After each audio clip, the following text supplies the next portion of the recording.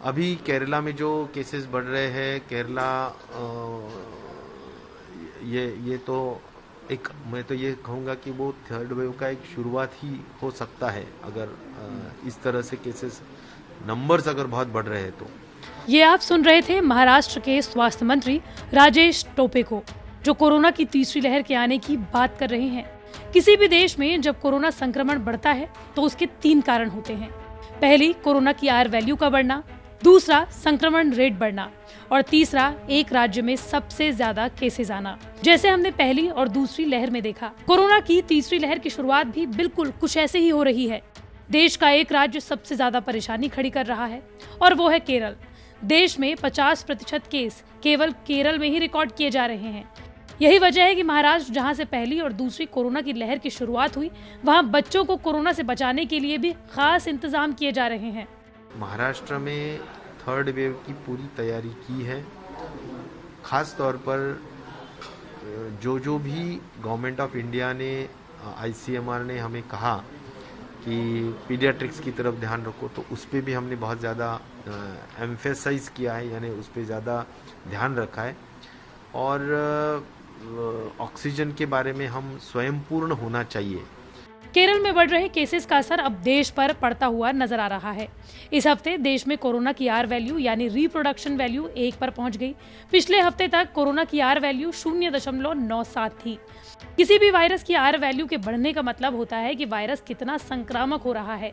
जब भी are value 1 से कम होती है तो माना जाता है कि देश में वायरस पर काबू पा लिया गया है, लेकिन आर वैल्यू 1 के ऊपर जाने का मतलब होता है कि वायरस अब धीरे धीरे फैल रहा है और ये ज्यादा घातक हो सकता है। कोरोना की आर वैल्यू 1 का मतलब होता है कि एक कोरोना संक्रमित एक और शख्स को कोरोना से संक्रमित कर रहा है। 100 कोरोना संक्रमित 100 और लोगों को संक्रमित कर रहे हैं और 1000 कोरोना संक्रमित 1000 और लोगों को कोरोना संक्रमित कर रहे हैं। अब सवाल उठने लगा है कि कहीं यही कोरोना की तीसरी लहर की आहट तो नहीं। देश में आ रहे कुल केस में से 50% केरल से हैं। यहाँ कोरोना के बढ़ते मामलों को देखते हुए केंद्र सरकार अपनी टीम भी केरल भेज रही है। कोरोना की दूसरी लहर अभी भी ठीक से गई नहीं है। केरल, महाराष्ट्र और नॉर्थ ईस्ट के राज्यों में कोरोना के ज्यादा मामले सामने आ रहे हैं। दूसरी लहर पीक पे पहुंचने के बाद कोरोना के मामले गिरने शुरू हुए थे।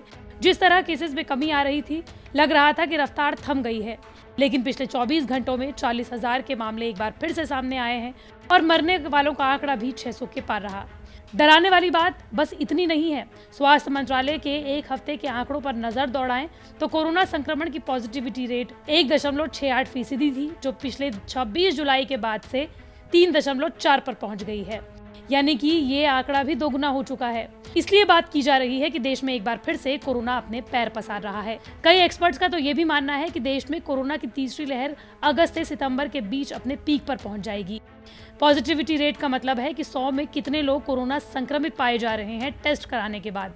इसका मतलब यह है कि 20 जुलाई तक देश में 100 में से 2 लोग कोरोना पॉजिटिव मिल रहे थे, लेकिन अब 100 में से 3 से 4 लोग कोरोना पॉजिटिव मिल रहे हैं। वहीं देश के 52 जिले ऐसे हैं जहां पॉजिटिविटी रेट 10% या उससे भी ज्यादा है। इनमें से 35 जिले पूर्वोत्तर राज्यों से हैं। देश के 52 जिले महज 11 राज्यों से हैं। इनमें केरल और मणिपुर के 10-10 जिलों में पॉजिटिविटी रेट 10% से ज्यादा है। मतलब ये हुआ कि यहाँ 100 में से 10 लोग कोरोना संक्रमित हो रहे हैं। फिलहाल कोरोना के खिलाफ लड़ने का एक ही हथियार है और वो है कोरोना के खिलाफ वैक्सीन। आपको बताते चलें कि अलग अलग देशों में जहां वैक्सीन लगाने की स्पीड कहीं ज्यादा है भारत से, वहां पर भी कोरोना के मामले लगातार बढ़ रहे हैं। अगर अमेरिका की बात की जाए तो फरवरी के बाद एक बार फिर से कोरोना के मामले 80,000 के पार पहुंचे हैं। हालांकि अभी भी एक्सपर्ट्स का ये कहना है कि भले ही कोरोना के मामले इन देशों में वैक्सीन लगाने के बाद भी ज्यादा सामने आ रहे हों, लेकिन कोरोना की गंभीरता इन देशों में कम हुई है। और यही बात महाराष्ट्र के स्वास्थ्य मंत्री राजेश टोपे ने भी कही है। राजेश टोपे ने वैक्सीन की उपलब्धता सरकार से ज्यादा कराने की मांग कहते हुए ये भी कहा है कि जिन देशों ने वैक्सीन को ज्यादा बड़े स्तर पर लगाया है, वहां पर कोरोना की गंभीरता कम हुई है और लोग कोरोना संक्रमित होने के बावजूद भी हॉस्पिटल्स में कम एडमिट हो रहे हैं। देखिए, थर्ड वेव मुझे जो दिख रहा है कि दुनिया में भी, जैसा यूके में हो, यूरोप में हो, शुरू हुआ है और बड़े पैमाने पर वहाँ पर केसेस बढ़े हैं।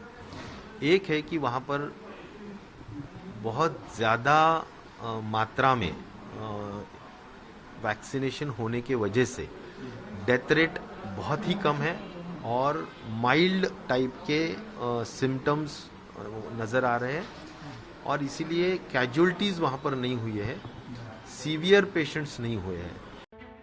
इसलिए आपको क्या करना है, आपको अपना ख्याल रखना है। अगर आपने वैक्सीन लगाई है या फिर नहीं लगाई है तो भी आपको फेस मास्क लगाए रखना है, सोशल डिस्टेंसिंग का पालन करना है और अपने हाथ बार बार धुलते रहना है। और इसी के साथ साथ अगर आपके शहर, आपके कस्बे में या आपके आसपास में वैक्सीन लगाई जा रही है तो वैक्सीन ज़रूर लगवाइए।